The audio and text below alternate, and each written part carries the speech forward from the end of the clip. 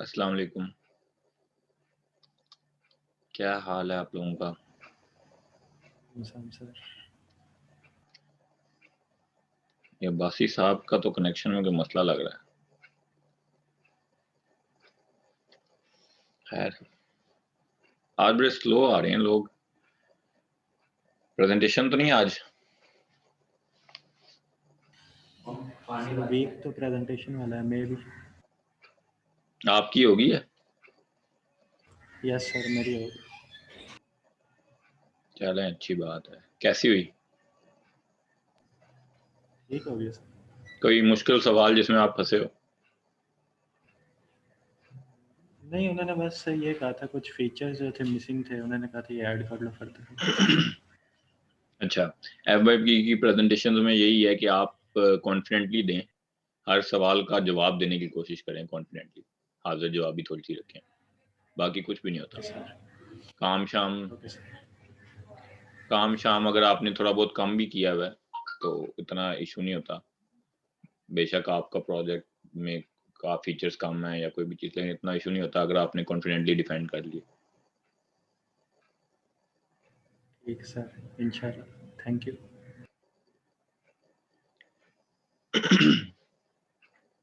आज हम एक काफ़ी इंटरेस्टिंग टॉपिक पढ़ेंगे। इंटरेस्टिंग इस वजह से है क्योंकि ये बहुत ज़्यादा यूज़ होता है।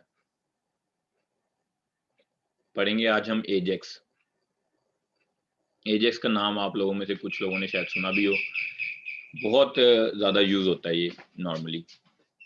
जब भी आप प्रोडक्शन में एप्लीकेशन बनाते हैं, आप फील्ड में काम करेंगे, आपको काफ़ी सारी एप्लीकेशन ऐसी बनानी पड़ेंगी जिसमें एजेक्स यूज़ होगा। तो ये काफ़ी इंटरेस्टिंग टॉपिक है और मैं कोशिश करूंगा कि एजेक्स को हर तरीके से कवर करूं, इसमें कोई चीज़ मैं छोड़ूं ना, ताकि आपको कभी भी मुश्किलात का सामना ना हो। ठीक है? और मैं इस तरीके से भी पढ़ाने की कोशिश करूंगा कि जो नॉर्मली डॉट नेट के अलावा भी यूज़ हो सके। जनरली भी कहीं आपने HTML, PHP PHP में या कहीं जावा में कहीं लगाना हो तो आप इसको यूज़ कर सकें। मेरी कोशिश ये होगी कि मैं इस तरह पढ़ाऊँ। ठीक है? तो स्टार्ट करें। Yes sir. एजेक्स की फुल फॉर्म है एसिंक्रोनस जावास्क्रिप्ट एंड XML। इनमें से हर एक वर्ड को आप अलग से फोकस करें। जी सर, जी, क्या फरमा रहे हैं आप? सर मेरी आवाज आ रही है आपको? हाँ जी, आ रही है। सर मेरी आवाज आ रही है आप? जी जी, आ रही है बासी साहब। स्टार्ट करने से पहले सर एक छोटी सी चीज पूछनी थी, अगर जस्ट सर आप एक दफा बता दें अगर। जी जी, पूछें। सर पूछ सकता हूँ? जी सर पूछें। पूछना ये था बेसिकली कि सर इस कोर्स के एंड में या इस कोर्स में सर हम जो API इंटीग्रेशंस होती हैं, लाइक पेमेंट की API, वेदर की API, Google map etcetera, sir हम ये चीजें भी इंक्लूड करना सीखेंगे या नहीं करेंगे सर? कोर्स आउटलाइन में असेंबलीज होनी चाहिए। एक मिनट रुके, मैं देखता हूँ, क्योंकि असेंबलीज होती हैं, पहले मैंने पढ़ाई है असेंबलीज कोर्स में। असेंबलीज एक्सटर्नल अपनी असेंबली बनाना भी सिखाई है और एक्सटर्नल असेंबलीज इंक्लूड करना भी सिखाई है मैंने। एक मिनट में कोर्स आउटलाइन में चेक कर लेता हूँ कि इस दफा कोर्स आउटलाइन में डाली गई है या नहीं, क्योंकि कोर्स आउटलाइन मैंने नहीं बनाई। सर अगर नहीं बनाई हुई ना तो देख सर लेते हैं, आप अभी देख ये लेते हैं। चीज लाजमी कराइएगा, क्योंकि हमने सर API इंटीग्रेशन इससे पहले कभी भी नहीं किया, ना पहले खुद अपनी बनाई है, ना हमने पहले कहीं ऐड की असेंबलीज हुई हैं, है। असेंबलीज हैं, असेंबलीज हैं। ठीक है सर। इतना इशू नहीं होगा, आपको टेंशन ना लें। Okay sir ji, okay sir, thank you. Basically इस कोर्स का जो मकसद है, इस कोर्स में आप कोई भी चीज मिस ना करें, क्योंकि इस कोर्स का जो मकसद है वो आपको अपने पाँव पे खड़ा करना है। इसके बाद अगर आपको ओके कोई और फ्रेमवर्क में काम करना पड़े, जैसे नॉर्मली डॉट नेट में डॉट नेट कोर चल रहा है आजकल, वो यूज करते हैं नॉर्मली एप्लीकेशंस बनाने के लिए, तो वो तो हम नहीं ठीक है पढ़ा रहे सर। अपने कोर्स में, लेकिन हम लोग इस तरीके से बेसिक्स कवर कर रहे हैं कि आप वो खुद से लर्न कर सकें। Okay sir. पहली पहली बात ये है कि खुद से लर्न कर सकें, और दूसरी बात ये कि ये जो बेसिक्स हैं ये कहीं ना कहीं लाजमी काम आती हैं, ये नहीं कि नहीं आएंगी काम। ये एजेक्स बिल्कुल। आपको हमेशा काम आएगा। अगर आपने जॉब करनी है डेवलपमेंट की तो एजेक्स आपको हमेशा काम आएगा। इसके अलावा वेब सर्विसेज हम पढ़ेंगे, वो भी आपको हमेशा काम आएगा। वेब सर्विसेज हो सकता है आप ओके सर। बनाएं डिफरेंट तरीके से, लेकिन बेसिक्स उसकी चीज है वो आपको आती होगी। ठीक है? तो आपको काफी ओके सारा सर। हेल्प करेगा ये कोर्स, बहुत सारी चीजों में हेल्प करेगा। सही है ठीक है? सर। अब एजेक्स की फुल फॉर्म है एसिंक्रोनस जावास्क्रिप्ट एंड एक्सएमएल। सबसे पहले एसिंक्रोनस क्या चीज है? जब हमारा पेज फर्स्ट टाइम लोड होता है तो उसमें हर चीज सिंक्रोनस होती है, यानी कि उसमें जो भी लेबल होंगे, कोई टेक्स्ट बॉक्स में वैल्यू आपने फॉर्म लोड पे सेट की हुई है या कोई भी फॉर्म लोड पे ग्रिड व्यू सेट किया हुआ है, वो सारी चीजें एसिंक्रोनसली सेट होंगी, मतलब कि एक साथ सेट होंगी। ठीक है, सिंक हुआ होगा सारा कुछ एक दूसरे के साथ। ठीक है, एक साथ सारा पेज लोड होगा। समझ आई बात की? एसिंक्रोनस का मतलब ये है कि एक दूसरे से सिंक ना हो, कोई पार्ट ऑफ द पेज अलग से लोड हो। ठीक है, एसिंक्रोनसली, यानी कि पूरे पेज को वेट ना करना पड़े। ये कह लें कि अगर पेज फर्स्ट टाइम लोड हो चुका है और आपने एक टेक्स्ट बॉक्स दोबारा से लोड करना है, तो सारा पेज दोबारा से लोड ना हो, एक दूसरे से सिंक होकर, सारी चीजें एक दूसरे से सिंक होकर दोबारा से लोड ना हो, वो सिर्फ एक टेक्स्ट बॉक्स एसिंक्रोनसली यानी कि अलग से लोड हो। समझ आई इस बात की? सारा कोर कॉन्सेप्ट ही एजेक्स का ही है। अगर आपको ये बात नहीं समझ आई तो पूछ लें। सर आपके कहने का मतलब ये है ना कि हम एक एलिमेंट को लोड कर लें विदाउट लोडिंग होल पेज। हाँ, बात तो मेरी कहने का मकसद यही है, लेकिन मैं इसको वर्ड जो है वो समझाना चाह रहा हूँ कि एसिंक्रोनस का मतलब क्या है, क्योंकि लोगों को ये नहीं पता होता कि एसिंक्रोनस का क्या मतलब है। एजेक्स क्या है ये तो समझ आ गई कि जी एक चीज लोड हो जाती है। इसमें एसिंक्रोनस क्या है, इसका मीनिंग समझाने की मैं कोशिश कर रहा हूँ। ठीक है, समझ आ गई ये बात सबको? जी सर। फिर उसके बाद दूसरी चीज है इसमें जावास्क्रिप्ट। ठीक है, इसका मतलब ये है कि जावास्क्रिप्ट के जरिए काम करेगा।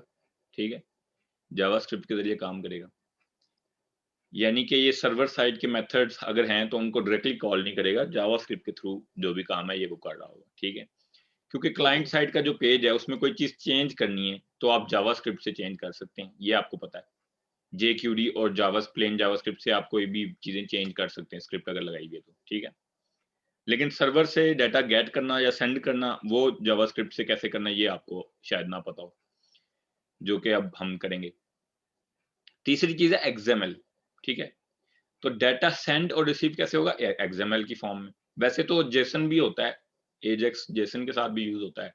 जेसन एक और फॉर्मेट है डाटा को लिखने का या डाटा को रिप्रेजेंट करने का, लेकिन एक्सएमएल ये जो है एजेक्स हम डॉट नेट में देखेंगे ये एक्सएमएल से चलेगा। ठीक है,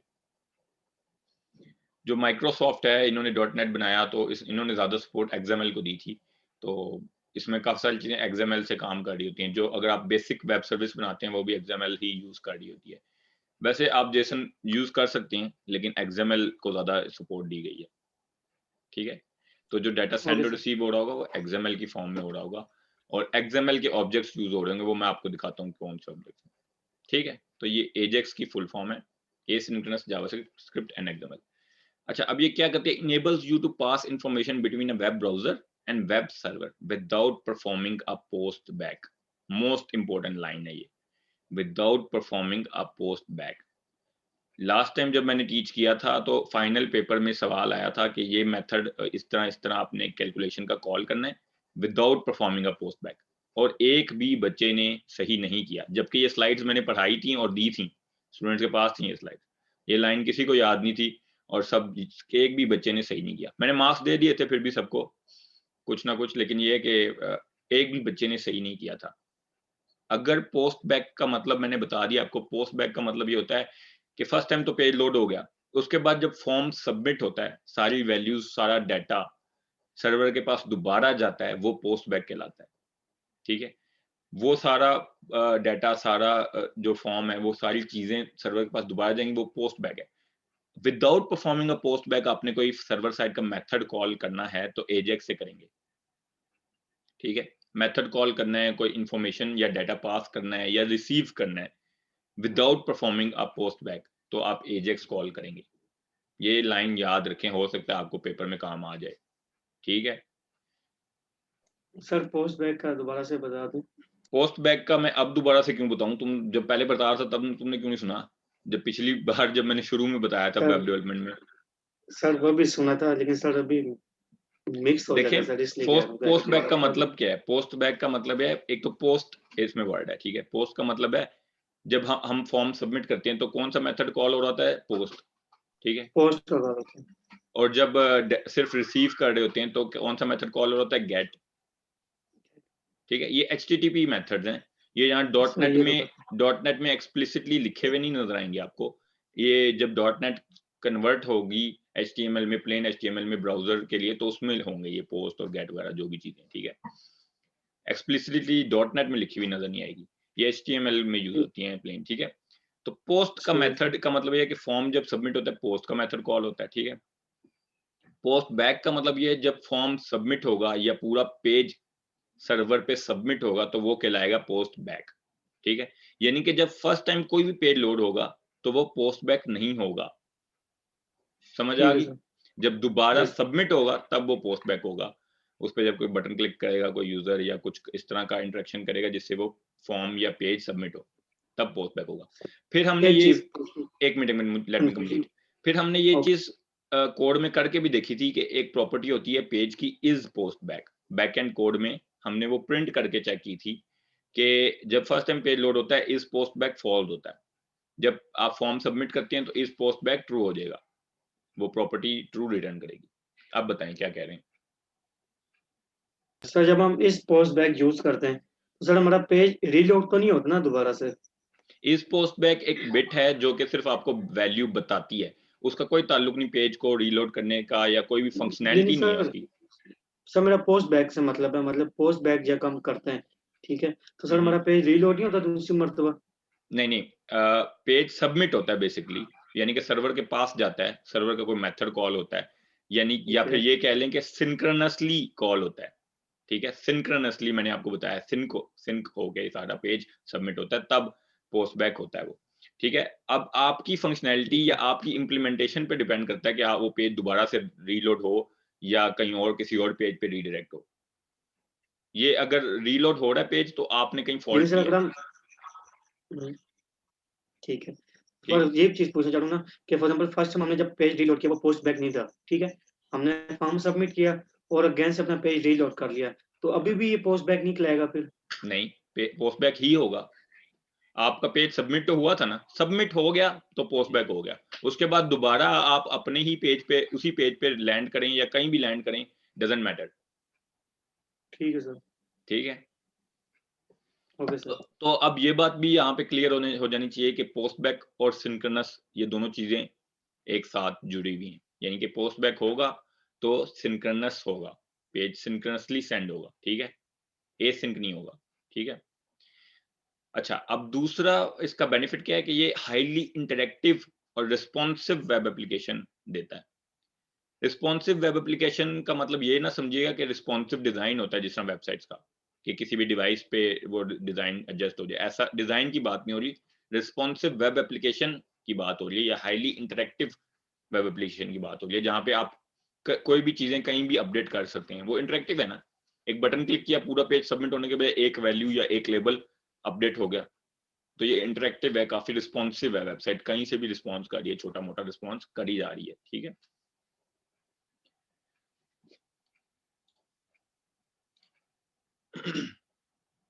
अच्छा, अब इसमें क्या है जी कि ये lot of work client side पे होगा, क्योंकि ये क्लाइंट साइड जो है वो सिंक्रोनस कॉल करेगा, और ये आउट ऑफ बैंड कॉल्स भी कहलाती हैं, ठीक है।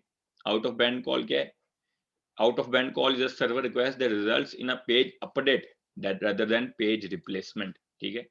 जब पूरा पेज सिंक्रोनसली सबमिट होगा उसके बाद अगेन आप उसी पेज पे लैंड करें या किसी और पेज पे लैंड करें, वो पेज रिप्लेसमेंट होगी, ठीक है। लेकिन एजेक्स से आप क्या कर सकते हैं, पेज अपडेट कर सकते हैं, यानी कि पेज का कोई हिस्सा अपडेट कर दें, पूरा पेज रिप्लेस ना हो, ठीक है।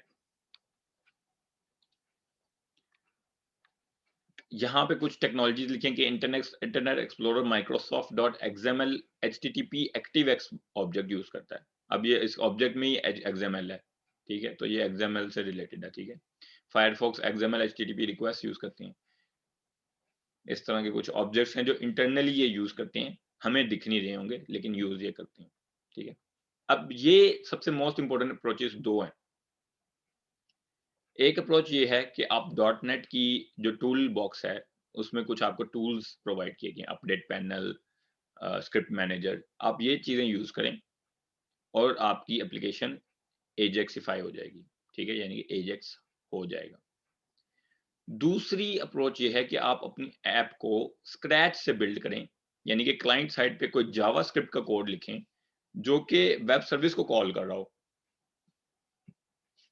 ठीक है, ये वो अप्रोच है जो अगर आपने सीख ली तो आप और भी एप्लीकेशंस में यूज कर सकते हैं। जावा में भी यूज कर सकते हैं, जावा में वेब सर्विस बनाएं और एजेक्स से जावास्क्रिप्ट से कॉल करें इस तरह। नीचे लिखा है we will take the first approach, यानी कि सिर्फ फर्स्ट अप्रोच है .NET में जो यहाँ पे मैंने आपको पढ़ानी थी, लेकिन मैं आपको सेकंड अप्रोच भी पढ़ाऊंगा अगर टाइम आज की क्लास में मिल गया, ताकि आप लोगों को ये चीज क्लियर हो जाए कि दूसरी एप्लीकेशंस में भी यूज किया जा सकता है, .NET के अलावा भी कहीं और यूज करना हो तो कैसे कर सकते हैं। ठीक है, और भी इसके कई बेनिफिट्स हो सकते हैं, आपकी यूज पे डिपेंड करता है। ठीक है, तो मेरे ख्याल से यहां तक हम फिलहाल स्लाइड्स को देखते हैं और इम्प्लीमेंट करके देखते हैं कि एजेक्स कैसे होगा। इम्प्लीमेंटेशन के बाद बाकी चीजें आपको ज्यादा क्लियर हो जाएंगी।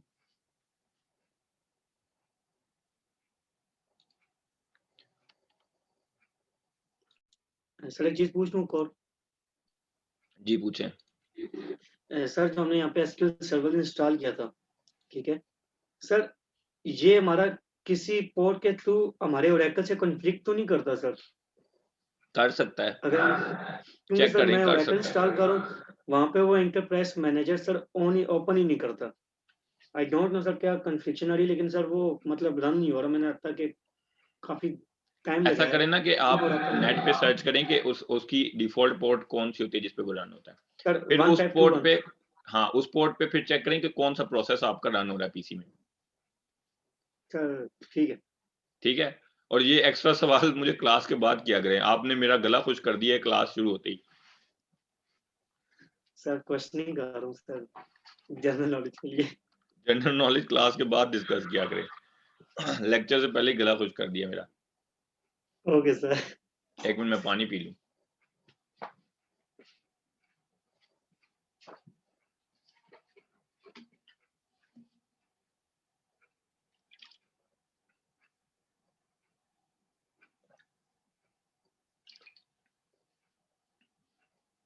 अच्छा, एक ये मैंने कौन सी एप्लीकेशन बनाई है, हाँ वेब एप्लीकेशन बना ली है एम्प्टी। इसमें एक नया पेज ऐड करते हैं, वेब फॉर्म 1।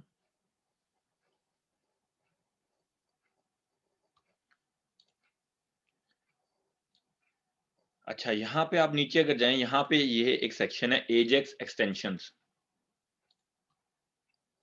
ये जो है स्क्रिप्ट मैनेजर, सबसे पहले तो एजेक्स यूज करने के लिए स्क्रिप्ट मैनेजर लगाएंगे। ये हम अच्छा पहली अप्रोच यूज कर रहे हैं जो .NET में टूल्स अवेलेबल है उनसे। ठीक है, सबसे पहले स्क्रिप्ट मैनेजर का टैग लगेगा, उसके बाद आप अपडेट पैनल लगाते हैं। ये दो चीजें जरूरी हैं। स्क्रिप्ट मैनेजर क्या करता है, ऐसी स्क्रिप्ट्स इंजेक्ट करता है आपके पेज में जिससे एजेक्स यूज हो सके। ठीक है, जो .NET वालों ने जो स्क्रिप्ट्स प्रोवाइड किए हैं, जैसे हमने देखा कि XML के कुछ ऑब्जेक्ट्स हैं ब्राउजर यूज करते, तो उन ऑब्जेक्ट्स को यूज करने के लिए जो स्क्रिप्ट्स हैं वो स्क्रिप्ट मैनेजर प्रोवाइड करेगा। जब ये पेज कन्वर्ट होगा HTML में तो आप देख सकेंगे कि कुछ एक्स्ट्रा स्क्रिप्ट्स ऐड हुई हैं पेज में।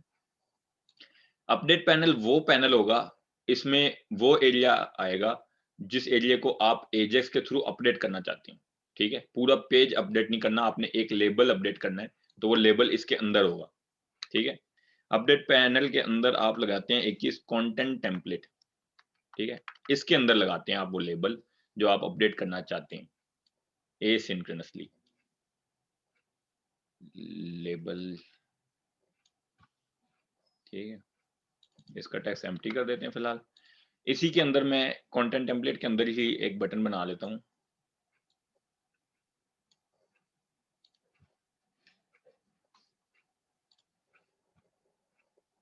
डिजाइन में आते हैं, ये बन गया डिजाइन। ठीक है, ये इस तरह का डिजाइन है। बटन की प्रॉपर्टीज में जाते हैं, इवेंट्स में जाते हैं और क्लिक पे इंटर प्रेस करते हैं। ये बटन का क्लिक इवेंट बन गया। स्विंग टाइम मैं ले लेता हूं करंट टाइम नाउ, यानी कि अभी जो भी टाइम होगा सिस्टम का। लॉन्ग टाइम स्ट्रिंग, स्ट्रिंग में ले लूंगा।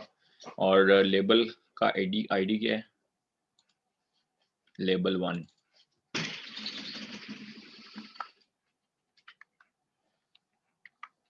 label 1 dot text is equal to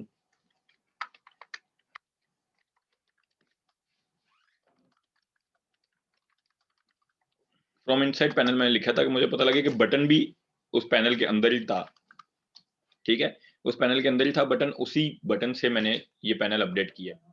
इसको जरा रन करके देखते हैं।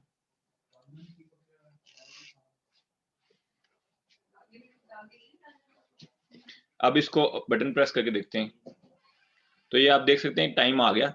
यहाँ पे ये जो रिफ्रेश का बटन है ब्राउजर का, इस पे जरा गौर करें, ठीक है। जब मैं इसको रिफ्रेश करता हूं तो ये बीच में कभी कभी क्रॉस भी दिखाता है, ठीक है। और अगर यहाँ पे इस जगह हेडर में देखें, यहाँ पे लोडिंग बनी आती है। एक मिनट में फिर से पेज को लोड करता हूं तो यहाँ पे देखिएगा कि ये देखें लोडिंग सी आई थी ना यहाँ पे। इसका मतलब क्या है, ये हमें पता लग रहा है, सॉरी ये कहीं और चला गया, इससे हमें पता लग रहा है कि ये फुल पेज रिफ्रेश कर रहा हूं मैं, ठीक है।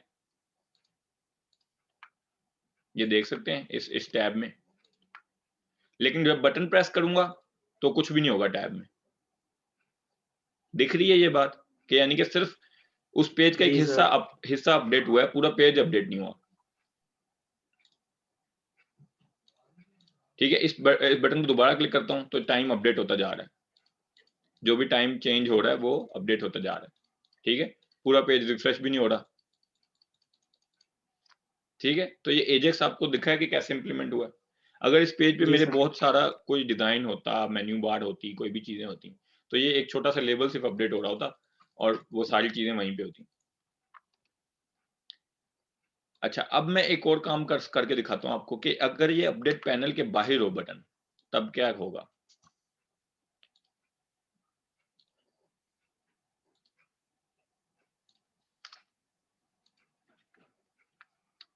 आउटसाइड बटन, और इसके इवेंट्स में जाऊंगा, क्लिक इवेंट, उसी तरह टाइम लूंगा,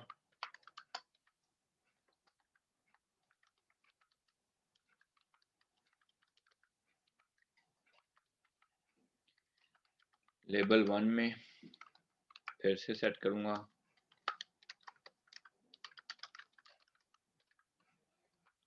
फ्रॉम आउटसाइड पैनल,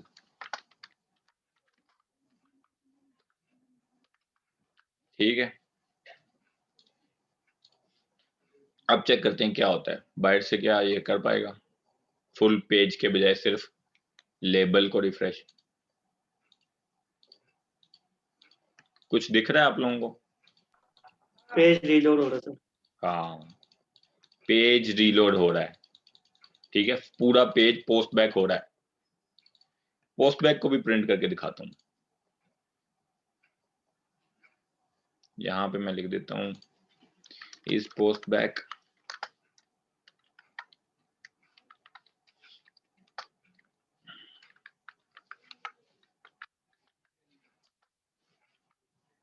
इस पोस्ट बैक,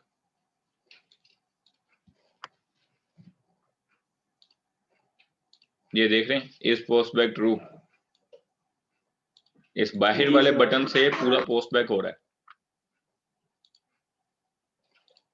और अगर मैं यहाँ पे प्रिंट करूँ इनसाइड वाले बटन से, क्या होता है, इससे भी पोस्ट बैक ट्रू दिखा रहा है।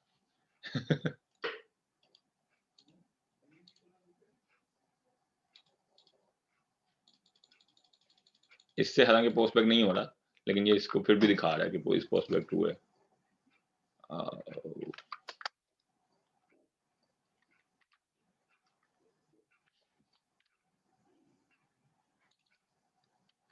ये वैसे यहाँ बटन क्लिक पे होना ही नहीं चाहिए, ये पेज लोड पे चेक करना चाहिए। वैसे हमें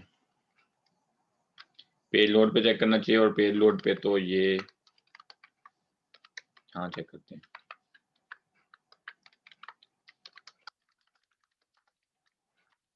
यहाँ पे पेज, यहाँ पे हमें पता लगेगा कि ये पेज पूरा लोड हुआ था या नहीं, क्योंकि पेज लोड का मेथड तो कॉल होगा अगर पेज फुल लोड हुआ है।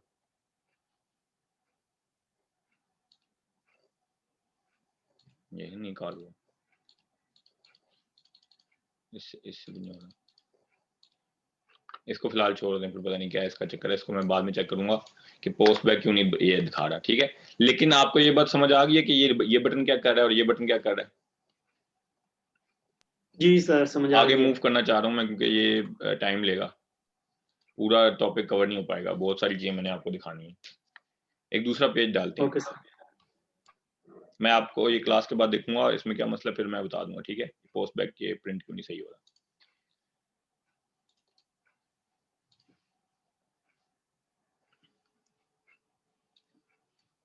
इसमें एक स्क्रिप्ट मैनेजर फिर से लगाएंगे, उसी तरह अपडेट पैनल लगाएंगे। अपडेट पैनल में लगाएंगे कंटेंट टेम्पलेट, ये आ गई कंटेंट टेम्पलेट। ठीक है,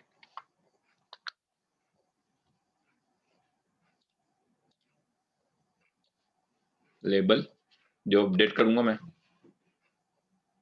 और मैं लगा देता हूं दूसरा एक टूल यूज करता हूं, एजेक्स का टाइमर। ठीक है, ये टाइमर की प्रॉपर्टीज में जाएंगे, ये यहाँ पे इंटरवल है। ठीक है, मिली सेकेंड में कि कितनी देर बाद आपने अपडेट करना है। ये टाइमर क्या करता है, टाइमर चलाता है और उतने टाइम के बाद अपडेट करेगा। ठीक है, ये मैंने 2000 लिख दिया, इसका मतलब 2 सेकेंड। इवेंट्स में जाऊंगा, टिक इवेंट है, यानी कि 2 सेकेंड, हर 2 सेकेंड के बाद ये मेथड कॉल होगा। ठीक है, हर 2 सेकेंड के बाद मेथड कॉल होगा, और वो मेथड क्या करेगा, लेबल को अपडेट करेगा, वो देखते हैं हम। ठीक है, string time is equal to date time dot now dot to long string. ठीक है, label one dot text is equal to time, सिर्फ टाइम ही शो कर देता हूँ क्योंकि यहाँ पे तो एक ही चीज यूज कर रहा हूँ मैं। फिर चलाते हैं इसको, देखते हैं क्या होता है। 2 सेकेंड बाद अपडेट हो रहा है, 3, 5, 7 टाइम देख सकते हैं, 9 and without full page refresh. ठीक जी है, सर। विदाउट फुल पेज ठीक रिफ्रेश है। ये हो रहा है। तो टाइमर इस तरह काम करता है। आपने अगर टाइमर कोई लगाना हो कि इतनी देर बाद कोई काम हो, तो वो आप ऐसे लगा सकते हैं। ठीक है, ओके सर जी। एक और पेज लगाता हूँ अब मैं, web form 3, script manager, update panel. Update panel में लगाऊंगा कंटेंट टेम्पलेट, और इस कंटेंट टेम्पलेट में क्या लगाऊंगा, लेबल।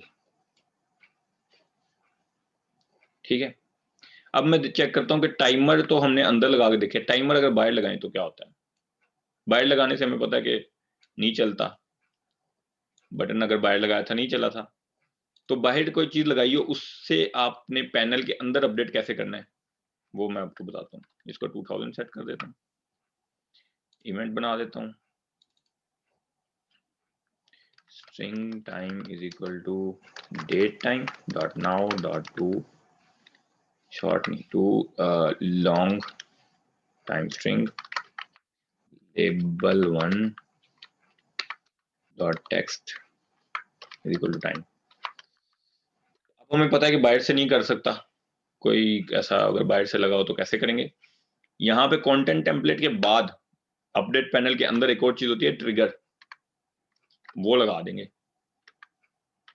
ट्रिगर कैसे लगाते हैं जी, ये देखें, दो किस्म के ट्रिगर हैं, एसिंक पोस्ट बैक ट्रिगर और पोस्ट बैक ट्रिगर। ठीक है, मैं क्योंकि एसिंक चाहता हूँ, पूरा पेज नहीं चाहता अपडेट हो, तो एसिंक पोस्ट बैक ट्रिगर लगाऊंगा। अब इसमें कंट्रोल स्पेस दबाएं तो यहाँ पे दो चीजें, control ID and event name. Control ID हमारे पास टाइमर है, टाइमर 1। ठीक है, ये वाला टाइमर इस कंट्रोल से कराना है ना मैंने अपडेट, इस अपडेट पैनल को, तो टाइमर 1। ठीक है, एंड इवेंट नेम टिक है क्योंकि टाइमर है, टाइमर का इवेंट क्या होता है, टिक। अब लोड करें,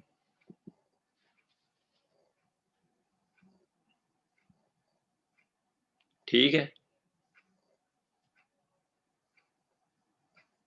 तो ये 2 सेकंड बाद अपडेट कर रहा है। ठीक है, बाहर से इस तरीके से आपने करना है ट्रिगर लगा के। अब इसमें जो टाइमर बाहर है लगा हुआ, इसमें और जो अंदर लगा हुआ है, इसमें फर्क क्या है? कोई बता सकता है? कंटेंट टेम्पलेट या अपडेट पैनल के अंदर ये टाइमर है, इसमें और बाहर लगाने में क्या फर्क आ जाता है हमारे पास? सोचें, कुछ बताएं मुझे। सर ट्रिगर यूज किया है आउटसाइड वाले टाइमर में और इनसाइड वाले में ट्रिगर की जरूरत नहीं पड़ी। हाँ, जरूरत तो आपको लिखने की नहीं पड़ी, लेकिन ये कि वैसे क्या फर्क पड़ा है लिखने की जरूरत के अलावा? सर किस सेंस में फर्क पूछ रहे हैं? जमीन किस सेंस में डिफरेंस बताना है? पेज डीलोड के हिसाब से या समथिंग मतलब कोई एल्स? बेनिफिट या कोई नुकसान, इस तरह की बात? ग्रेट, सोच लेते हैं। सर जो सेकंड ट्रिगर वाला मेथड है उसको हम कहीं भी यूज़ कर सकते हैं, एक टाइम मतलब देख के बार बार कहीं भी पेज पे अगर कोड लिखा हो तो आईडी सिर्फ चेंज करके कर सकते हैं। हाँ, ये आप कह सकते हैं। इसमें एक बेनिफिट तो ये है कि अगर आपके ने जैसे मैंने बताया कि बटन भी बाहर से अगर है कोई तो ट्रिगर के थ्रू कर सकते हैं आप ये कर सकते हैं। उसमें बेनिफिट बाहर लगाने का ये है कि डिजाइन की लिमिटेशन नहीं है, कि बता आप ये चाहते हैं कि आपके डिजाइन में पेज का ऐसा डिजाइन है कि बटन नीचे कहीं है और टाइमर आपने सॉरी लेबल आपने ऊपर टॉप का अपडेट करना है, तो ये डिजाइन की लिमिटेशन खत्म हो जाती है, कहीं भी आप बटन लगा सकते हैं। ठीक है, और अपडेट पैनल कहीं और लगा सकते हैं। ठीक है, ये एक लिमिटेशन खत्म हो जाती है डिजाइन की। इसमें ट्रिगर यूज करके कंट्रोल जिस पे आपने लगाना है, जिसके थ्रू करना है अपडेट, वो कंट्रोल कहीं और लगा सकते हैं आप। ठीक है, लाजमी नहीं है लेबल के साथ उसी अपडेट पैनल में लगाएं। ये बात समझ आई? जी सर समझ आ गई है।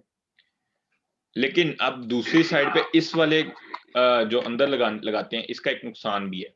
अपडेट पैनल के अंदर टाइमर लगाने का एक नुकसान ये है कि जब भी ये टाइमर का टिक इवेंट कॉल होगा और वो अपडेट पैनल को अपडेट करेगा, तो वो बजाते खुद भी अपडेट होगा। टाइमर का कंट्रोल दोबारा से रिफ्रेश होगा, रेंडर होगा। ठीक है, तो अगर आप यहाँ पे तो पता नहीं लग रहा 2 सेकंड बाद लेवल अपडेट हो रहा है इजीली, लेकिन अगर आपका कोई ऐसा हैवी ड्यूटी फंक्शन है जो कॉल आपने कर ली है, ठीक है, जिसमें काफी देर बाद अपडेट हो रहा है, तो उसमें इश्यूज आ सकते हैं, क्योंकि रेंडर होने का जो एक दो मिली सेकेंड या कुछ मिली सेकेंड या 1 सेकेंड जितना भी टाइम लगा है, वो रेंडर होने का टाइम भी शामिल हो जाएगा। ठीक है, लेट से रेंडर होने का उस टाइमर को अपडेट होकर दोबारा से पेज पे आने का टाइमर है, टाइम लगता है 2 सेकेंड, जो कि वैसे लगता तो नहीं, क्योंकि हमने देखा कि प्रॉपर टाइम पे अपडेट हो रहा है, लेकिन लेट से 2 सेकेंड लगता है। ठीक है, और ओवरऑल टिक इवेंट आपने इंटरवल रखा हुआ है 5 सेकंड का। ठीक है, इंटरवल 5 सेकंड का रख दिया आपने। अब ये 5 सेकंड के बाद दोबारा से टिक का इवेंट कॉल नहीं होगा। क्यों? क्योंकि 2 सेकंड उसके रेंडर होने के भी तो लगेंगे, 7 सेकंड बाद होगा ये फिर। ठीक है, समझ आई ये बात? जी सर समझ आ गई है। लेकिन ये यहाँ पे ऐसे हो नहीं रहा, क्योंकि 2 सेकंड बहुत ज्यादा है, रेंडर होने के लिए इतना ज्यादा टाइम नहीं उसको लग रहा, हो सकता है कुछ मिली सेकंड में लग रहा हो। ठीक है, तो फौरन 2-2 सेकंड बाद वो अपडेट कर रहा है। लेकिन इन दैट किसी ऐसे केस में जहाँ पे पेज बहुत हैवी है या फंक्शन बहुत हैवी आपने कॉल करा है, कहीं ऐसा इशू आ सकता है, पॉसिबल है। ठीक है, और यहाँ पे ट्रिगर बार लगाने का ये फायदा है कि डिजाइन लिमिटेशन नहीं रहती, आप जहां मर्जी जैसा मर्जी डिजाइन बना सकते हैं। ठीक है, ये चीजें याद रखने वाली हैं। एक और पेज में बना लेता हूँ, थोड़ी सी आपकी जिंदगी और मुश्किल करता हूँ।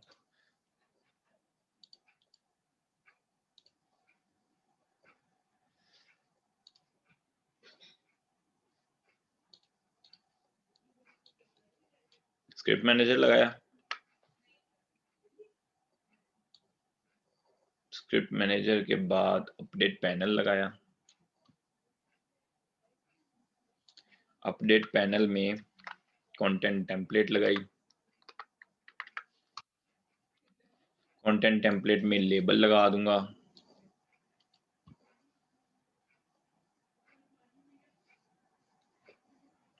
और एक बटन लगा दूंगा।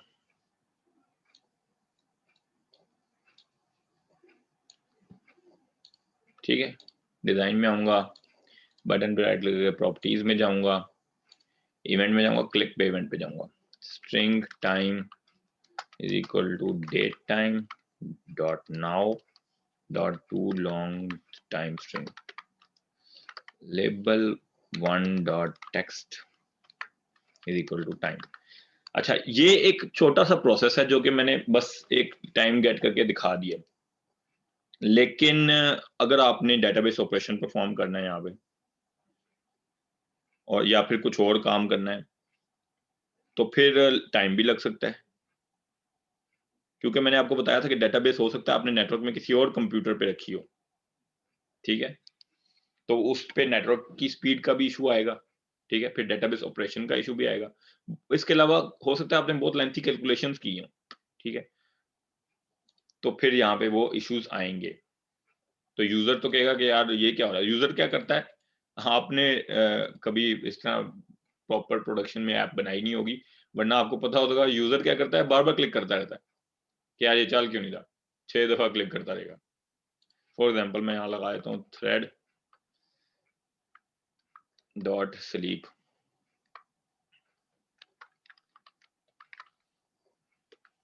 पाँच सेकंड के लिए मैं स्लीप करा देता हूँ, ये शो करने के लिए कि हो सकता है लेंथी ऑपरेशन हो जिसमें 5 सेकंड लगते हो।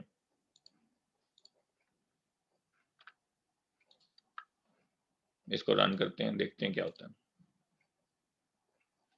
मैंने क्लिक किया, कुछ भी नहीं हो रहा, मैं पागल हो गया, ये क्या है यार, चलना यार। तो ये क्या होगा, कितनी सारी एजेक्स रिक्वेस्ट सेंड होंगी, हो सकता है आपका सिस्टम बैठ जाए, देखिए 5 सेकंड बाद जाके आप ये चला है। तो इस केस में आप क्या कर सकते हैं, यहाँ पे एक कंट्रोल हमारे पास है गिवन, नॉट ये अपडेट प्रोग्रेस। हम नॉर्मली जब भी प्रोडक्शन में इस तरह ऐप बनाते हैं हम कोशिश करते हैं यही करें कि अपडेट प्रोग्रेस दिखाएं, उसको लोडिंग किसी किस्म की लिखी हुई वहां पे आए ताकि यूजर पागल ना हो, उसको पता लग जाए लोडिंग हो रही है, ठीक है। ये अपडेट प्रोग्रेस मैंने कर दी। इस अपडेट प्रोग्रेस में टैग लगेगा प्रोग्रेस टेम्पलेट, कि दिखाना क्या है जब लोडिंग हो रही होगी, क्या दिखाना है। आप यहाँ पे कोई इमेज भी लगा सकते हैं, कोई GIF फाइल भी लगा सकते हैं, लोडिंग की जिस तरह होती है लोडिंग GIF, ये यहाँ से नेट से डाउनलोड कर सकते हैं, ये आपको मिल जाएंगी इस तरह की, ठीक है। ये GIF है, यूं यूं घूम रही होती है, ठीक है, ये इस तरह की, ये इस तरह घूम रही है, ठीक है। इसको डाउनलोड करके ये लगा सकते हैं, आप कोई भी ले सकते हैं। वरना नॉर्म मैं एक आसान सा ही काम कर देता हूँ, बस लोडिंग लिखा है, जैसे अक्सर वेबसाइट में सिर्फ लोडिंग लिखा आता है, ठीक है। डिजाइन में आऊंगा, ये इस तरह लोडिंग यहाँ पे दिख रहा है मुझे, ठीक है। इसकी प्रॉपर्टीज में जाते हैं, यहाँ पे एक चीज है एसोसिएटेड अपडेट पैनल आईडी, किस अपडेट पैनल की लोडिंग दिखानी है, ठीक है, किस अपडेट पैनल से ये जुड़ेगा कि जो अपडेट पैनल अपडेट होने में टाइम लगे तो लोडिंग दिखाए। तो मैं यहाँ पे मेरे पास एक ही है फिलहाल, उसी का आ रहा है ड्रॉप डाउन में नाम, मैं वो लगा दूंगा, ठीक है। फिर दूसरी एक चीज है डिस्प्ले आफ्टर, कितने देर बाद दिखाने में, मैं कहता हूँ जी जल्दी दिखा दे, सेव करता हूँ, मेरे ख्याल से मिली सेकेंड है ये, चलाते हैं इसको, क्लिक करूंगा साथ ही लोडिंग लिखा आने लग जाएगा, ठीक है। जैसे ही अपडेट पैनल अपडेट हुआ लोडिंग बंद होगी,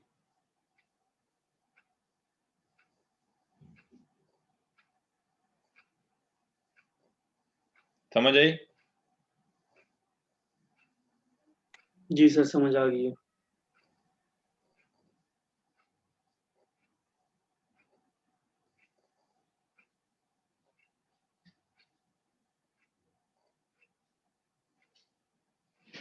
समझ आनी भी चाहिए, क्योंकि अगर नहीं आई तो ये आपको करके दिखाना पड़ेगा मुझे। सर समझ आ गई है। चलें, अच्छी बात है अगर समझ आ गई, क्योंकि ये सारे टूल्स मैंने आपको जो यूज करके दिखाए हैं। स्क्रिप्ट मैनेजर प्रॉक्सी रह गया, ये हम तब यूज करते हैं जब हम मास्टर पेजेस यूज करते हैं। मास्टर पेजेस डिजाइन के लिए यूज होता है कि आपने डिजाइन बनाकर एक मास्टर पेज में रख दिया और वो सारे पेजेस पे वही मास्टर पेज यूज किया आपने, ताकि सारे पेजेस पे सिमिलर डिजाइन आए। ठीक है, कहाँ पे मेन्यू बार आनी है, help, home, about, log out, ये सब मेन्यू बार का हिस्सा है। ये मेन्यू बार कहाँ पे आनी है, ये फूटर कहाँ पे आना है, हेडर कहाँ पे आना है, लोगो कहाँ पे आना है, ये सब चीजें हम मास्टर पेज में बना के रख देते हैं और वो उस मास्टर पेज को तमाम पेजेस में बस इंक्लूड कर देते हैं। ठीक है, तो आपको बार बार बनानी नहीं पड़ती चीज, और अगर डिजाइन चेंज करना है तो सिर्फ एक ही जगह चेंज करना पड़ेगा। तो इन दैट केस आप स्क्रिप्ट मैनेजर प्रॉक्सी यूज करते हैं, जिसको फिलहाल हम इग्नोर करेंगे। अच्छा, ये 4 पेजेस में मैंने आपको ये सारे टूल्स एजेक्स के एक्सटेंशंस के जो हैं वो यूज करके दिखा दिए। तो ये तो हो गया हमारा फर्स्ट अप्रोच, ये वाली अपडेट पैनल और एजेक्स टूल किट यूज करने वाली। दूसरी फ्रॉम स्क्रैच वाली जो इंपॉर्टेंट अप्रोच है वो हम देख लेते हैं अब।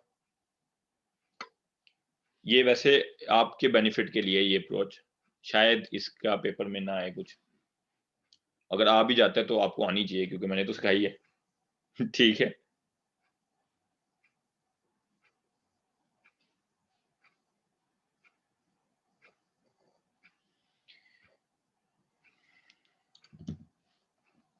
मैं यहाँ पे अब कोई एजेक्स टूल किट का कंपोनेंट यूज नहीं करूंगा। लेबल लगाया, सिंपल लेबल और एक बटन। ठीक है,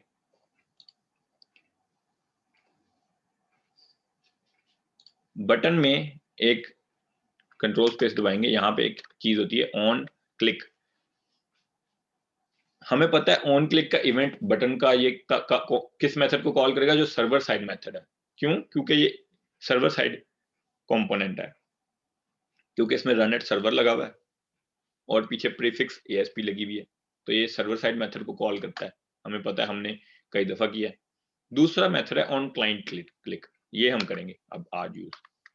ऑन क्लाइंट क्लिक पे मैं एक मेथड कॉल करता हूँ अपडेट मैसेज, जो मेथड अभी मैंने बनाया नहीं, बनाऊंगा, और साथ रिटर्न फॉल्स कर देता हूँ बस। ठीक है, अब ये मेथड बना लेते हैं, क्योंकि ये मैंने कहा है क्लाइंट क्लिक, तो क्लाइंट साइड की कौन सी लैंग्वेज या स्क्रिप्ट होती है? जावास्क्रिप्ट। ठीक है, और जावास्क्रिप्ट हम यहाँ पे हेडर में बना लेते हैं।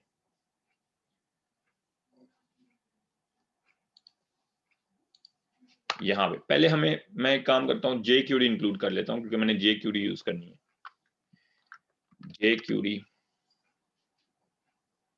इन HTML, ये गूगल पे लिखें, ये गेट स्टार्टेड वाली W3 स्कूल्स की का लिंक आएगा। यहाँ पे वो कहेगा डाउनलोड कर लें jQuery की फाइल और इस तरह इंक्लूड कर लें। मैं नहीं करता डाउनलोड, मैं इस तरह ही कर लेता हूँ कि ये लिंक से इंक्लूड कर लूँ। ये अगर आप लिंक से इंक्लूड करते हैं jQuery, तो क्या होगा, जब इंटरनेट आ रहा होगा आपके कंप्यूटर में तभी ये चलेगी, क्योंकि ये ऑनलाइन उठा रही है। जब आपकी वेब एप्लीकेशन चलेगी, पेज कोई एक्सेस होगा, वो पेज डायरेक्ट इस लिंक से उठाएगा jQuery। मैं यहाँ पे पेस्ट कर देता हूँ। फिर मैं कुछ अपनी स्क्रिप्ट भी बना लेता हूँ। Script type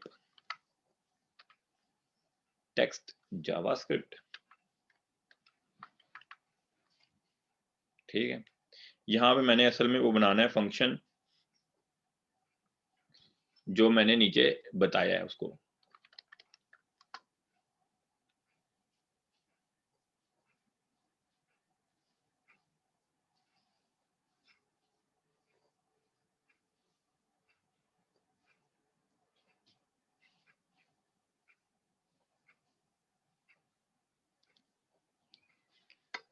update message,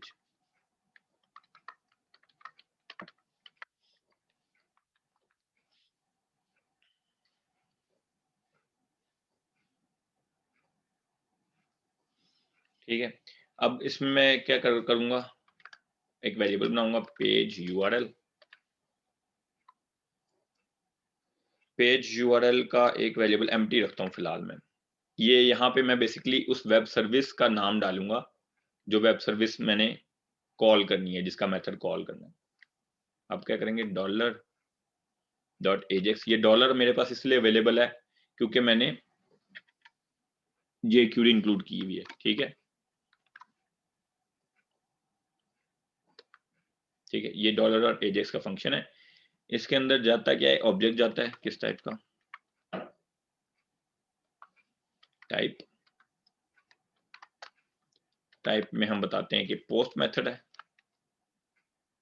comma URL. URL मैं कहूंगा कि जी पेज यूआरएल मैंने बता दिया ऊपर, वो है, और उसमें मैं कोई चलें फिलहाल इसको यूं ही रहने देते हैं, page URL, content type application JSON to set UTF-8।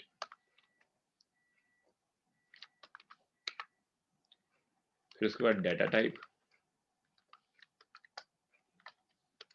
Jason देते हैं।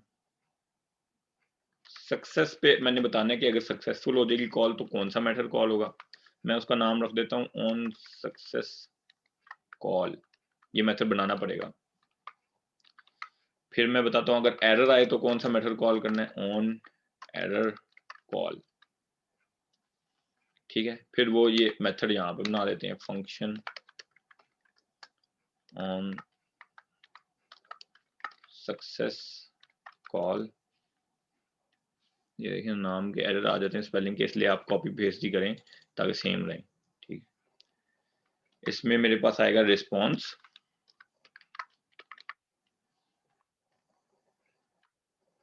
डॉलर।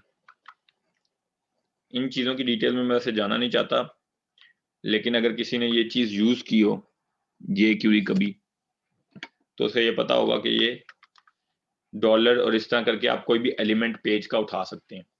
आपने इन्वर्टेड कोमा में या तो आईडी देना होता है या क्लास या एलिमेंट का टैग। अगर मैं यहाँ पे सिर्फ डिव लिखूंगा तो वो तमाम डिव उठा लाएगा।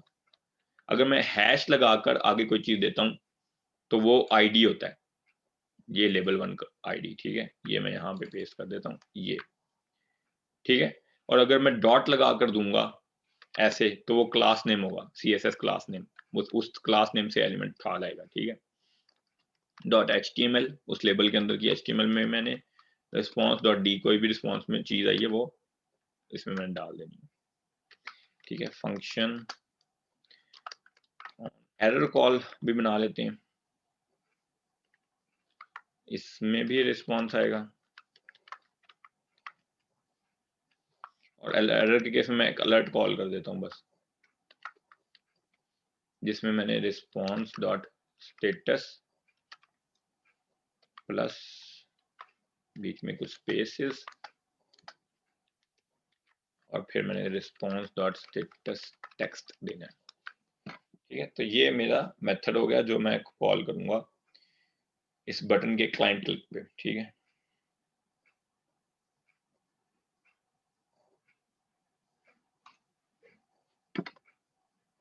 इसको रन करके देखते हैं।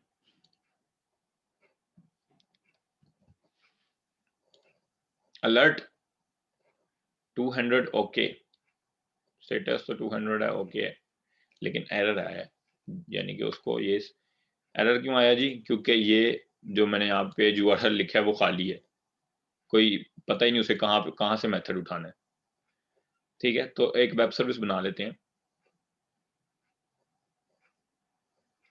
ये राइट क्लिक करेंगे प्रोजेक्ट पे, ऐड में जाएंगे, न्यू आइटम, वेब यहाँ से सिलेक्ट करेंगे और यहाँ से हम नीचे आ जाएंगे, ये लास्ट में है वेब सर्विस, ठीक है। वेब सर्विस 1.asmx ऐड कर दूंगा इसको, ये मेरी वेब सर्विस बन गई। इसमें मेथड का नेम है हेलो वर्ल्ड, और यहाँ पे एक चीज लिखी हुई है, to allow this web service to be called from script using ASP.NET AJAX uncomment the following line, ठीक है। यानी कि अगर आपने AJAX से मेथड कॉल करना है तो ये लाइन को अनकमेंट कर दें, ये फिलहाल कमेंटेड है, मैं इसको अनकमेंट कर देता हूँ, उसमें मुझे जो बात कही है वो मैं मान लेता हूँ, ठीक है। अब वापस आते हैं इधर,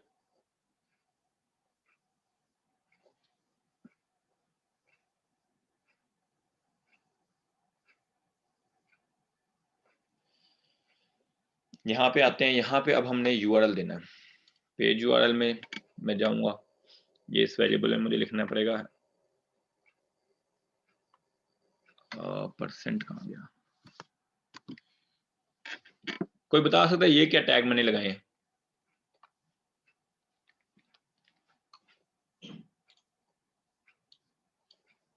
अब्बासी बताओ यार। यूआरएल को स्पेसिफाई करने के लिए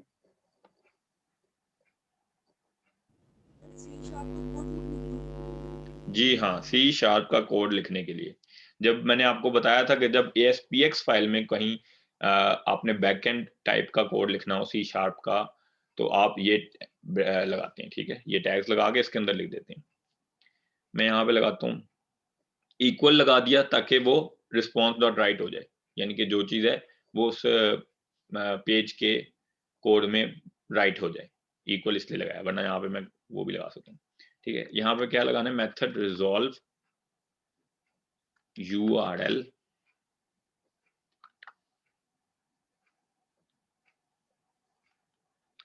रिजॉल्व URL क्या करेगा बताता हूँ, एक सेकेंड पूरा लिख लूँ, एक सिंबल नहीं मिल रहा, ये रहा, ठीक है।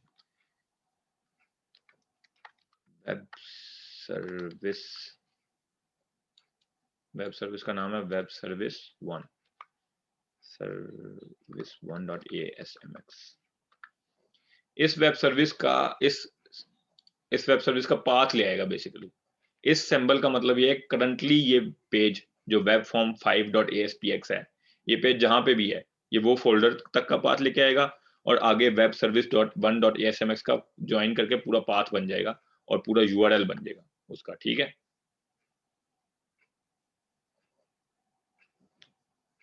ठीक हो गया। अब ये तो URL हो गया इसका, आगे मैंने देना है मेथड का नेम कि जो मैंने कॉल करना है वेब सर्विस का।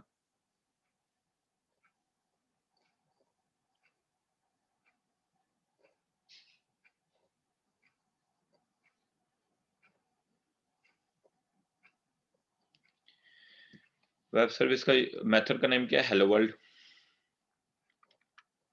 इसी मेथड के नेम से ये वेब सर्विस कॉल हो जाएगी। प्लस करके मैं इस पेज URL के आगे डाल देता हूँ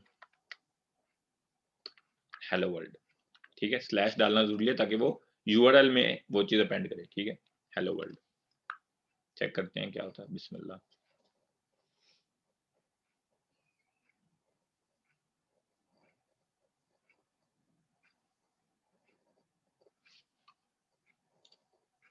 ठीक है, बटन क्लिक पे हेलो वर्ल्ड प्रिंट हो गया। क्यों? क्योंकि इसने ये मेथड कॉल किया वेब सर्विस में और मेथड ने सिर्फ ये हेलो वर्ल्ड ही रिटर्न किया था एज अ स्ट्रिंग।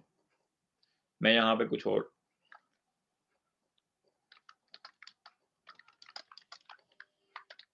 लिख देता हूँ, ठीक है। आप चेक करते हैं,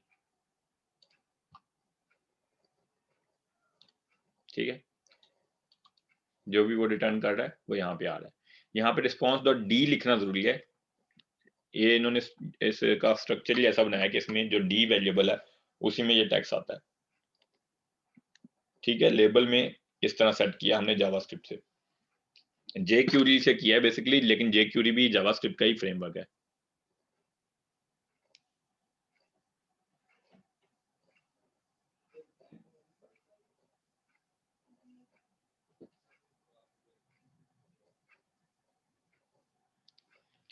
किस किस को ये बात समझ नहीं आई?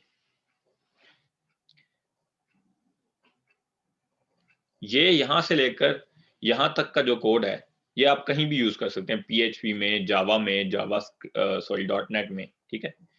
ये क्योंकि जावास्क्रिप्ट का कोड है, ठीक है। जावास्क्रिप्ट पेज में आप किसी भी पेज में, किसी भी किस्म के पेज में आप ये डाल सकते हैं, ठीक है। फिर आपने ये वेब सर्विस कॉल करनी है। वेब सर्विस मैंने यहाँ पे .NET की वेब सर्विस बनाई है, आप जावा की बना सकते हैं। PHP का कोई मेथड हो सकता है किसी और पेज में, ठीक है, वो कॉल कर सकते हैं आप, ठीक है। तो ये जो चीज है ये जेनेरिक चीज है, ये काफी फायदेमंद है आपके लिए। अब बताएं मुझे किस किस को ये चीज समझ नहीं है। मैंने कहीं भी अपडेट पैनल या स्क्रिप्ट मैनेजर यूज नहीं किया, .NET के टूल्स यूज नहीं किए, स्क्रैच से लिखा है। अब बताएं ये किस किस को समझ नहीं आई। मैं ये भी कर सकता था कि jQuery भी इंक्लूड ना करूं, लेकिन उस केस में मुझे काफी सारा कोड लिखना पड़ता, कॉम्प्लेक्स सा। जेक्यूल मैंने यूज की, जेक्यूल का एजेस का मेथड था, सिंपली वो कॉल कर लिया मैंने, और दूसरा ये भी इजीली सेट हो गया लेबल में, वरना मुझे document dot gate element by ID करके ये लेबल गेट करता और फिर उसमें चीज सेट करता, वो एक लंबी सी स्टेटमेंट हो जाती।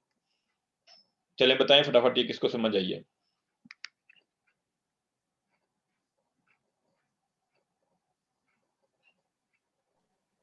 तो समझ आ गई थोड़ी बहुत? थोड़ी बहुत नहीं, पूरी आनी चाहिए। सर समझ आ गई, मीन्स खुद करेंगे तो सर ज्यादा समझ आ जाएगी। सवाल करूं क्या? कर ले सर। करता हूं।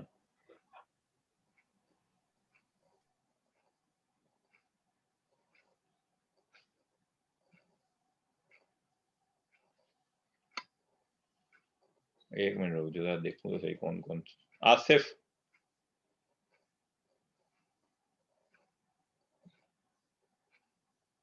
जी सर। यार समझ आई है आपको? सर थोड़ी थोड़ी थोड़ी।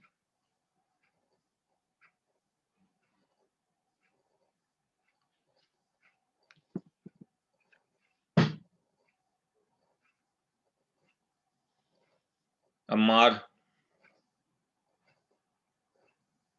Yes sir.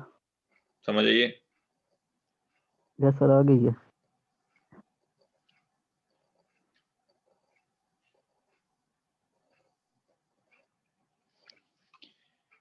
फैजान अब्बासी, तुम्हें तो आ गई होगी यार। जी सर समझ आ गई सर।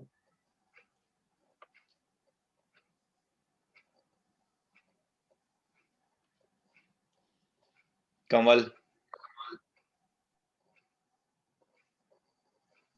यस सर, आ गई है।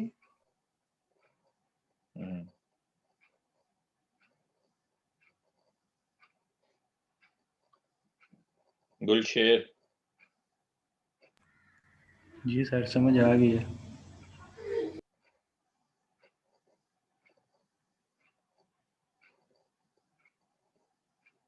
चश्माला, यस सर, समझ आ गई। मुदस्सिर, मुदस्सिर इकबाल, यस सर, थोड़ी बहुत समझ आ गई सर।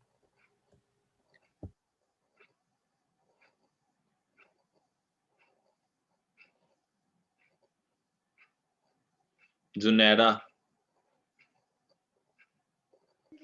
यस सर, समझ आ गई थोड़ी बहुत। रिदा। यस सर, आ गई है। यार आज तो सारे ही हाजिर हैं, खैर तो है।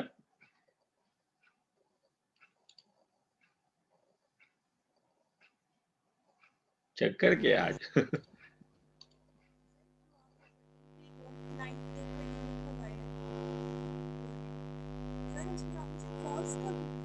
आवाज नहीं आ रही मुझे बिल्कुल भी।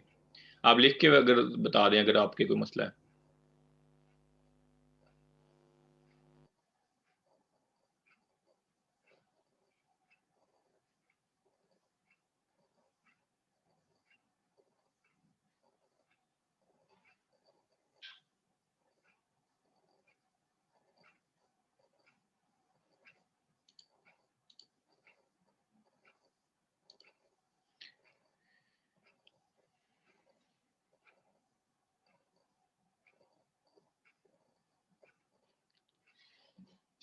चलें खैर, आप पूछ लीजिएगा फिर जब आपका मसला रिजॉल्व हो जाए।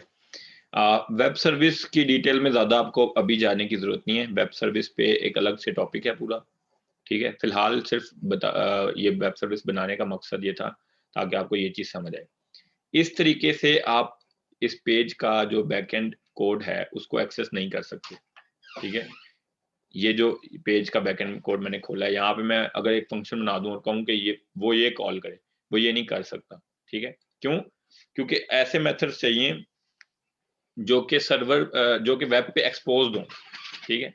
बैकएंड कोड डायरेक्टली एक्सपोज नहीं होता। डॉटनेट फ्रेमवर्क इसको यूज करता है सर्वर साइड कंट्रोल्स के साथ, लेकिन ये डायरेक्ट मेथड्स डायरेक्टली एक्सपोज नहीं होते। ये जो वेब मेथड है, ये इसके ऊपर जैसे कि ये लगा हुआ है वेब मेथड, ठीक है, इसी से पता लग रहा है हमें कि ये वेब मेथड है, ठीक है, ये वेब पे एक्सपोज्ड है, ठीक है। मैं जब वेब सर्विस आपको पढ़ाऊंगा तो ये मैं आपको दिखाऊंगा कि आप इसको ब्राउजर में कैसे एक्सेस कर सकते हैं, इस मेथड को डायरेक्टली विदाउट जावास्क्रिप्ट, इस जावास्क्रिप्ट के बगैर ब्राउजर में कॉल करके भी इसको चेक कर सकते हैं इस मेथड को, ठीक है। तो ये वेब ऐसे मेथड्स चाहिए होते हैं जो कि वेब पे एक्सपोज्ड हों, ठीक है, उन्हीं मेथड्स को आप यहाँ पे स्क्रिप्ट में कॉल कर सकते हैं इस तरह।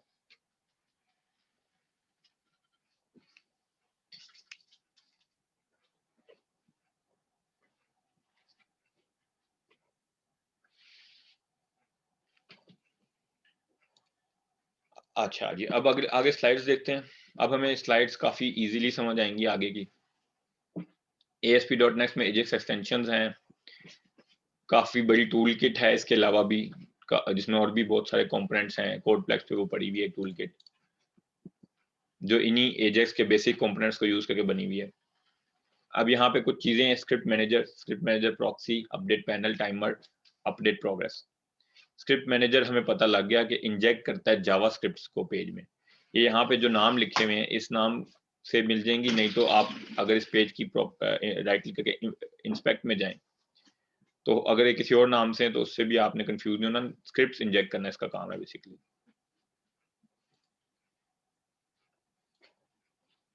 ये व्यू स्टेट है,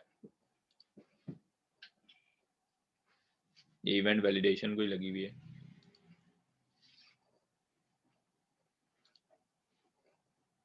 अच्छा, ये वो पेज है जिसमें अपडेट मैनेजर है ही नहीं, अपडेट पैनल है ही नहीं। ये इस पेज पे चेक करते हैं।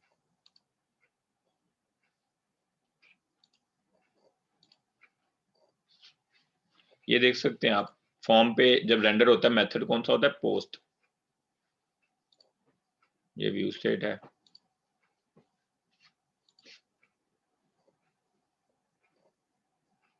ये भी वही है हेलो वर्ल्ड वाला।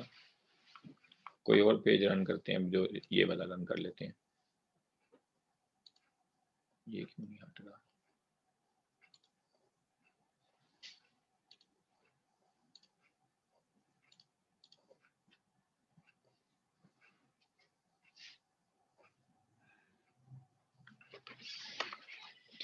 अच्छा जी, ये सवाल है कि इस पे रिटर्न फॉल्स क्यों लिखा है।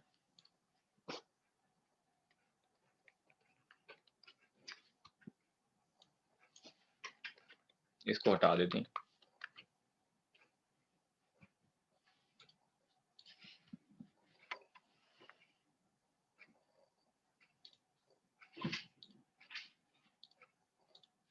ये देख रहे हैं क्या हो रहा है। ये इसलिए लिखा था कि ये कुछ और चीज कॉल ना करे। ऑन क्लाइंट क्लिक के ऊपर भी मतलब बेसिकली इसके ये बटन क्या है, सर्वर साइड बटन है ना, इसके पीछे माय ASP का प्रीफिक्स भी लगा हुआ है और रनर सर्वर भी है। तो जब ये रेंडर होता है तो इसमें ASP.NET जब इस पेज को प्लेन HTML में रेंडर करेगा तो कुछ स्क्रिप्ट्स अपनी भी बनाएगा, ठीक है, और उन स्क्रिप्ट्स के पीछे कुछ चीजें लगाएगा। तो हो सकता है उसने क्लाइंट क्लिक का इवेंट खुद से बनाया हुआ हो, ठीक है। तो जैसे ही आप अपडेट मैसेज कॉल करते हैं उसके बाद वो अपनी जो उसकी इम्प्लीमेंटेशन है वो कॉल हो जाती है, ठीक है। तो जिसकी वजह से वो ऐसा बिहेव करता है कि वो बार बार रिफ्रेश हो रहा है, अजीब सा हो रहा है, कि उसके अपनी इम्प्लीमेंटेशन के मुताबिक हो सकता है वो दोबारा रेंडर होता हो। रिटर्न फॉल्स कर देते हैं तो वो कंप्लीट हो जाती है इम्प्लीमेंटेशन। ऑन क्लाइंट क्लिक की जो इम्प्लीमेंटेशन है, आपने रिटर्न फॉल्स लगा के ये बात उसको कही है कि ये कंप्लीट हो चुकी है, इसके बाद कोई काम नहीं करना क्लाइंट क्लिक पे, ठीक है। अब जब आप इसको रन करेंगे तो ये उसके बाद इम्प्लीमेंटेशन कंप्लीट होगी दोबारा से, उसके बाद कुछ नहीं हुआ उसके ऊपर, ठीक है। आई होप सवाल का जवाब हो गया।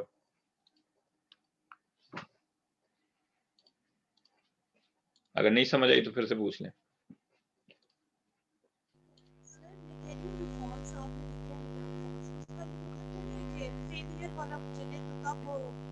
नहीं, इसका ये मतलब नहीं है, इसका ये मतलब नहीं है। वो यहाँ पे स्पेसिफाई हुआ है कि एरर के केस में क्या मेथड कॉल करना है और सक्सेस के केस में क्या मेथड कॉल करना है, ठीक है। मैं यहाँ पे रिटर्न ट्रू कर देता हूँ, चलो अब इसका बिहेवियर देखते हैं।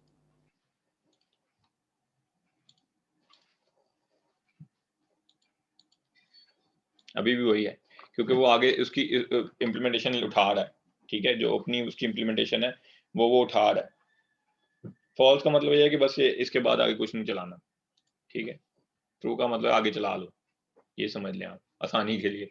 लेकिन वैसे ये इसकी इम्प्लीमेंटेशन है जो वो कॉल हो जाती है, तो ये थोड़ी सी चीज खराब हो जाती है, आपकी मर्जी से नहीं चलती, ठीक है। उसकी अपनी इम्प्लीमेंटेशन भी कॉल होती है। अच्छा, हम ये देख रहे थे स्क्रिप्ट्स, ये देख सकते हैं आप दो दूसरे पेज जहां पे मैंने स्क्रिप्ट मैनेजर लगाया, वहां पे ये अजीब सी कुछ स्क्रिप्ट्स आ गई हैं, ठीक है। स्क्रिप्ट रिसोर्स डॉट axd करके कुछ आई हैं, और इनकी टाइप क्या है, जावास्क्रिप्ट। तो ये कुछ ना कुछ स्क्रिप्ट्स आ गई हैं जो इसने लगा दी हैं।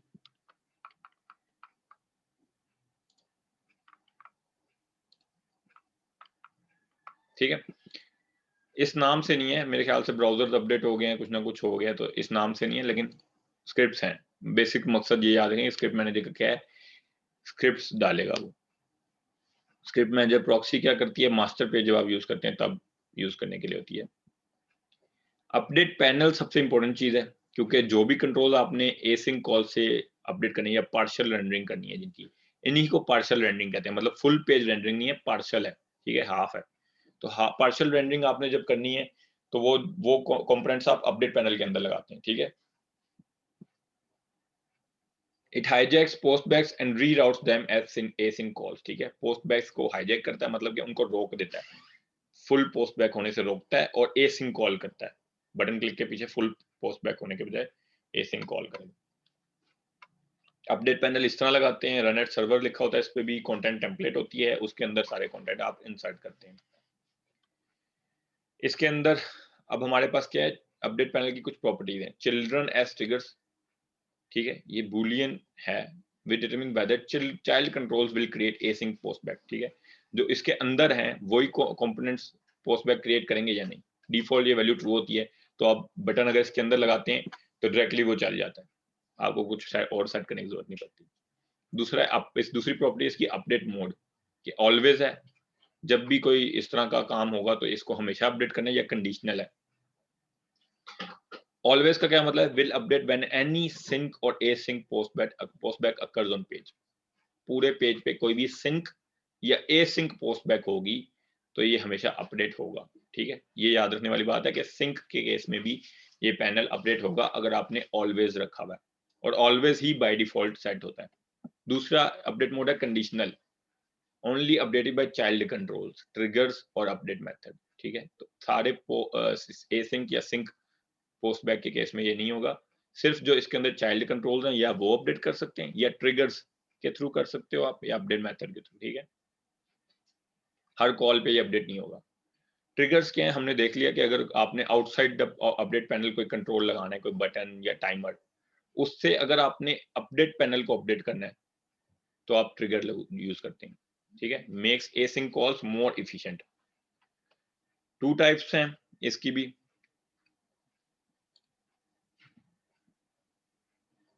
एक है एसिंक पोस्टबैक और दूसरी है पोस्टबैक।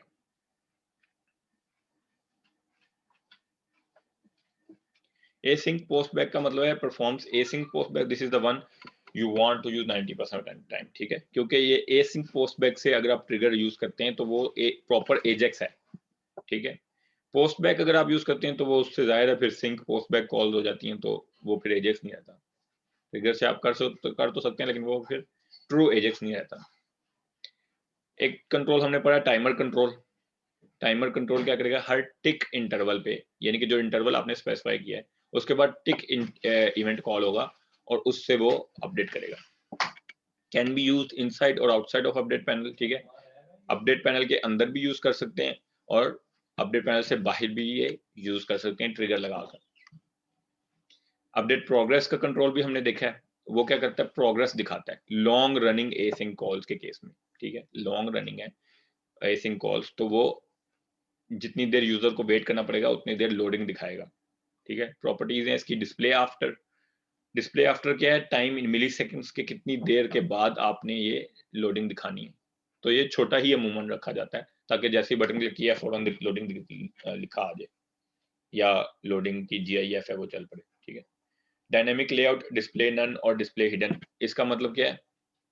डायनेमिक लेआउट है जैसे ही बटन पे क्लिक आपने किया लोडिंग डिस्प्ले हो जाएगा और जैसे ही एजेक्स कॉल कंप्लीट हुई वो फिर से डिस्प्ले नन या डिस्प्ले हिडन हो जाएगा। ठीक है, यानी कि फिर से वो गायब हो जाएगा। एसोसिएटेड अपडेट पैनल आईडी है इसमें प्रॉपर्टी, यानी कि किस पैनल अपडेट पैनल से इसको जोड़ना है। फिर मैंने आपको बताया कि एक और टूल किट है एजेक्स की जिसमें बहुत सारे कंट्रोल्स हैं जो इन बेसिक कंट्रोल्स को यूज करके बने हैं। ठीक है, वो आपको कोडप्लेक्स पे अवेलेबल होगी, अभी भी शायद हो, पहले तो थी, अभी भी शायद हो। उसमें बहुत सारे कंट्रोल्स हैं, ये एक बहुत लंबी लिस्ट यहाँ पे भी लिख दी है, तो ये आप ये भी यूज कर सकते हैं। ठीक है, इसको अमूमन यूज किया जाता है जब आपने यूज करना हो। अमूमन इसको अपडेट भी किया जाता है, यानी कि जो लोग जिन्होंने डेवलपर्स हैं उन्होंने इसको अपडेट भी किया है। ये वैसे डायरेक्टली माइक्रोसॉफ्ट की तरफ से नहीं है, लेकिन वो काफी माइक्रोसॉफ्ट के बंदे भी इन्वॉल्व हैं इसमें।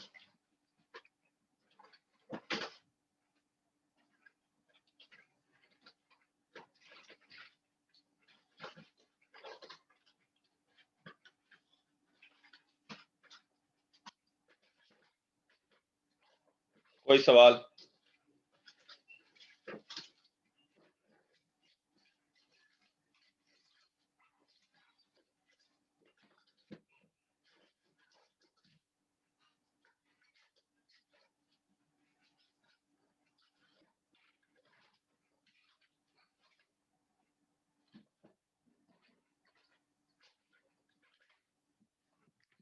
किसी का कोई सवाल?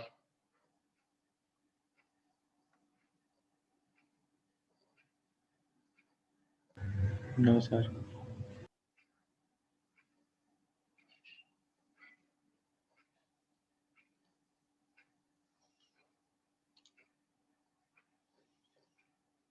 Myra,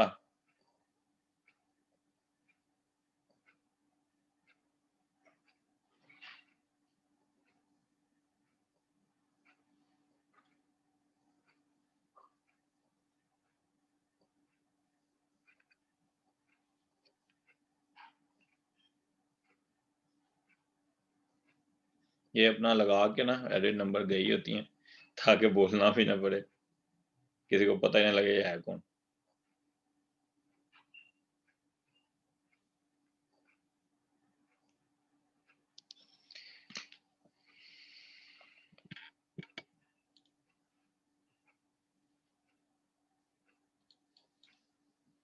Alisha, no question sir. चलिए ठीक है, इसमें से भी एक असाइनमेंट शायद मैं आपको दूं क्योंकि ये इंपॉर्टेंट टॉपिक है, मैं इसको मिस नहीं करना चाहता।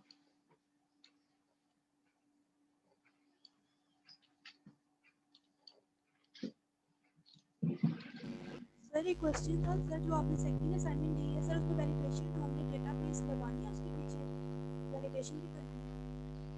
मैंने 2 असाइनमेंट्स दिए हैं, एक दी है कि उसमें सिर्फ फॉर्म्स, वेब फॉर्म्स बना के पेजेस को लिंक वगैरह करना है, बस यही चीजें। दूसरी जो असाइनमेंट है उसमें वैलिडेशन करनी है, तो आप 2 अलग अलग करके ही मुझे भेजें, एक में सिर्फ नॉर्मल एप्लीकेशन और दूसरी में वेब उसी कोड के ऊपर वैलिडेशन लगा दें। सर वो तो समझ आ गई, मतलब सर दोनों में डेटाबेस लगानी है। डेटाबेस तो लगानी है, डेटाबेस तो उसमें तो मसला ही कोई नहीं है क्योंकि आपने वही डेटाबेस का कोड जो आपने विंडोज फॉर्म के लिए किया था वही पेस्ट करना है। हाँ जी, वो तो इतना इशू नहीं होना चाहिए, वही पेस्ट करना है आपने।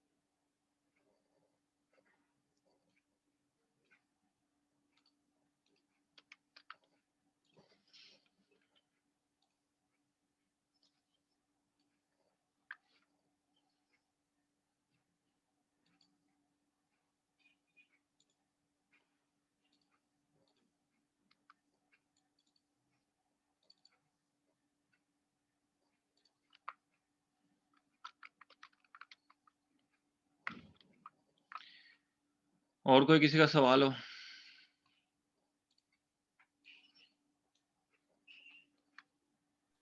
No sir. तुम्हारा तो होना भी नहीं चाहिए भाई, तुमने तो मेरा गला भी खुश कर दिया यार। सारे ओके सर। बाहर के सवाल पूछने लग जाते हो क्लास के बीच में।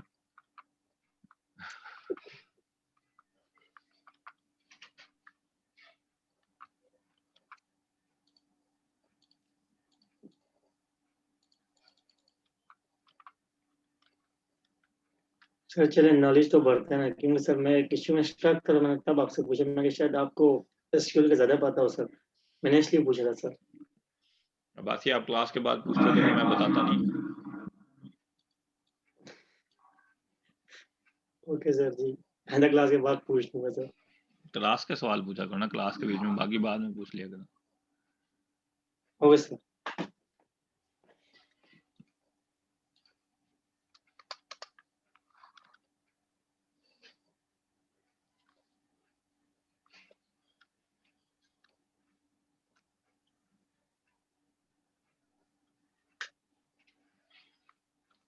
चलें ठीक है जी।